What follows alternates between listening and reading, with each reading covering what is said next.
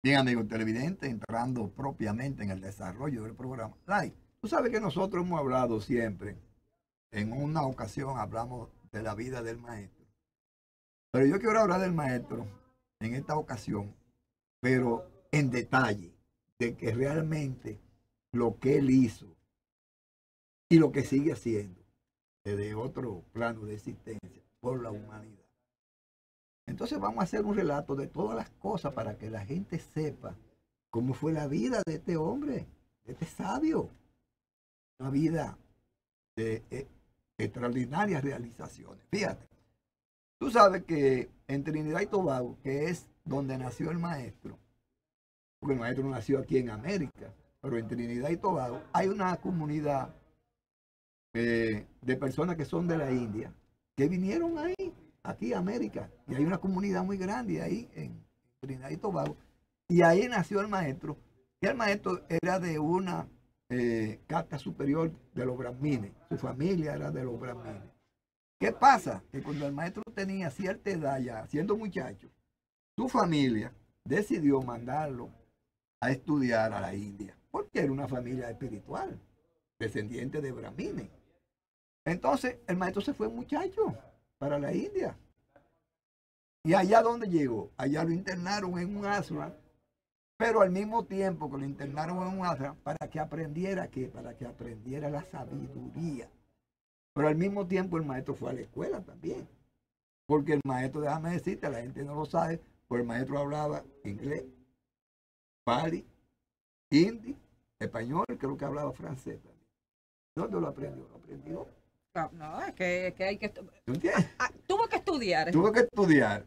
Y creo que se graduó de química también, si no me equivoco. Sí, él fue a la universidad. Fue a la universidad. Entonces, todo esto es parte de la vida del maestro que la gente no conoce. ¿Qué pasa? Que el maestro, para la gente graduarse de sabio, no es tan fácil. Son muchos años de vida dura en un monasterio, en un ashram, como que se le llama. Una vida muy sacrificada. Uno lo ve así en América, Ramón. Uno lo ve así, pero No, en no, pero realidad es un sacrificio porque, fíjate, nosotros meditamos. es una vida hermosa. Nosotros meditamos, por ejemplo, aquí. Por ejemplo, yo que soy instructor, medito 1 hora y media, 2 horas.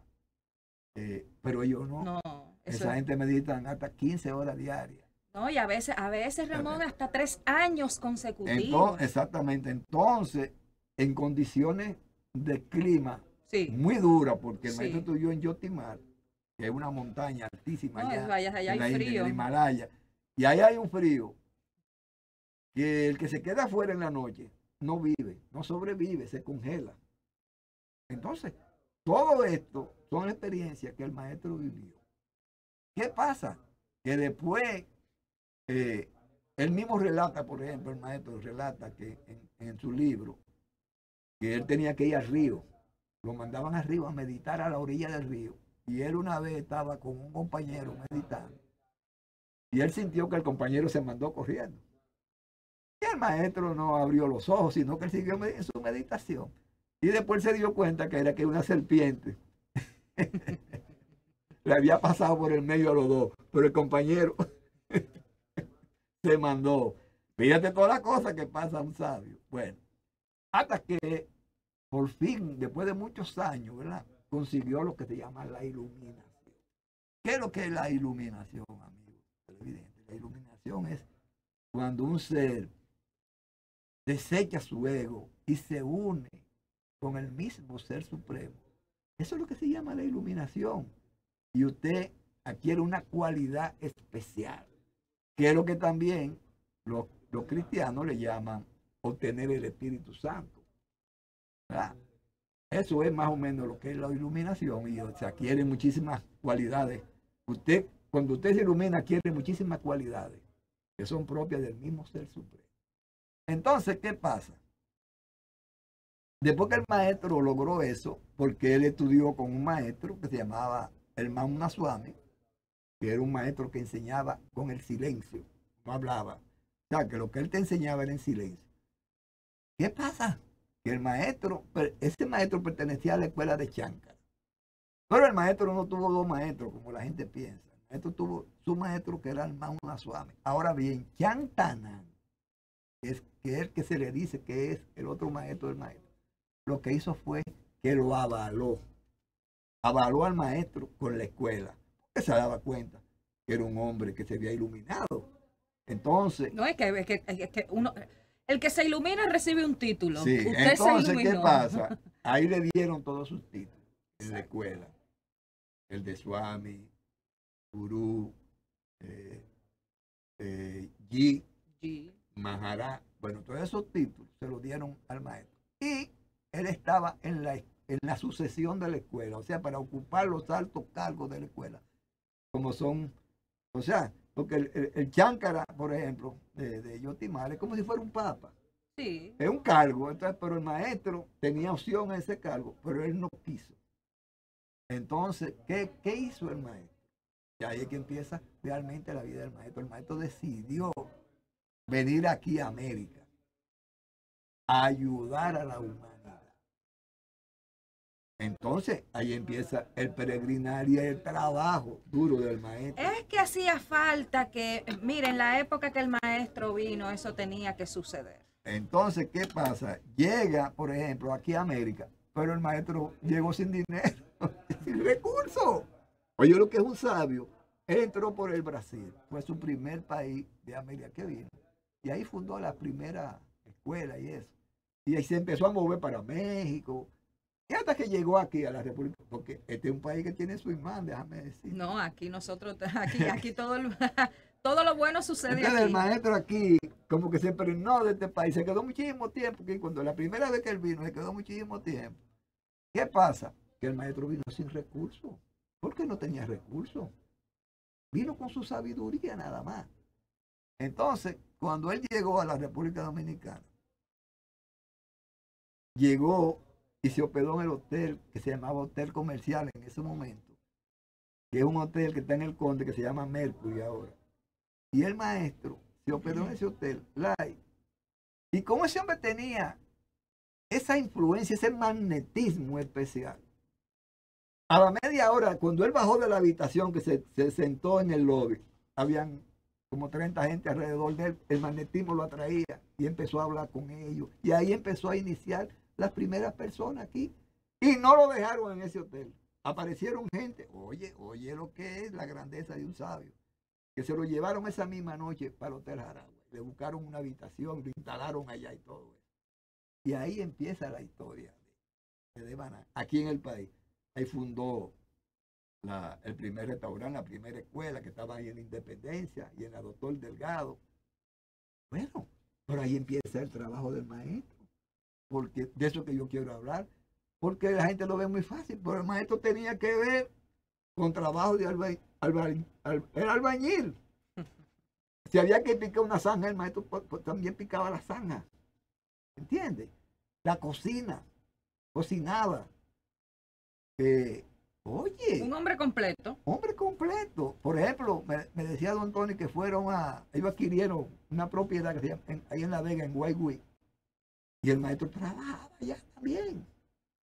Trabajaba como un burro en agricultura y en todo eso. O sea, que él no se lo dejaba a los otros, sino que él ponía el ejemplo. Más las enseñanzas que le daba espirituales a la gente. Pero el maestro no solamente vivía en el país, él estaba un tiempo aquí, daba sus enseñanzas, daba sus instrucciones y se iba, por ejemplo, para México. En México el maestro hizo un trabajo enorme, porque en México fue de que la sociedad como que más caló. Allá hay muchísimas, en México hay muchísimas centros de enseñanza en México, en Cuernavaca, bueno, en toda parte de México, en la Ciudad de México. Y es lo mismo, el maestro fundaba los centros, pero no era de lindo. Él trabajaba ahí, en la cocina, en lo que había que hacer, en recaudar dinero, todo ese tipo.